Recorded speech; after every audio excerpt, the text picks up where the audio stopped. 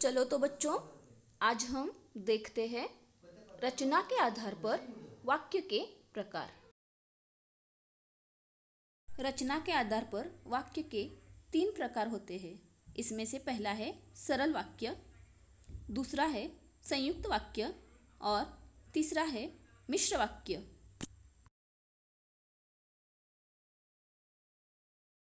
सरल वाक्य, जिस वाक्य में सिर्फ एक ही मुख्य क्रिया हो उसे सरल वाक्य कहते हैं। जैसे सभी के चेहरों पर मुस्कुराहट थी, सब तुमसे मिलने को उत्सुक है, मैं रात भर जागता रहा।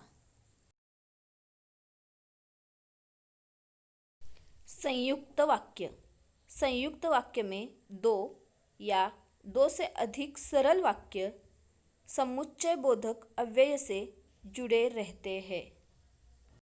जैसे तू काम करेगा या मैं किसी को बुलाऊं। राम कंप्यूटर को देखते रहे और शाम से ईर्ष्या करते रहे।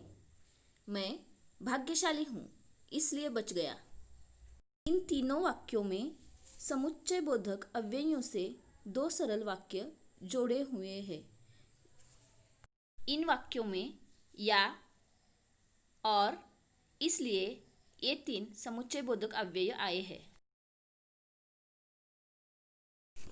मिश्र वाक्य, जिस वाक्य में एक प्रधान और शेष आश्रित उपवाक्य हो उसे मिश्र वाक्य कहते हैं। जैसे मैं जानता हूँ कि मेरे सब जवाब सही थे। जब नया नौकर मिल जाए तो मैं इसे निकाल दूंगी। इन वाक्यों में एक प्रधान वाक्य है और दूसरा आश्रित उपवाक्य है, इसलिए ये मिश्र वाक्य है। धन्यवाद।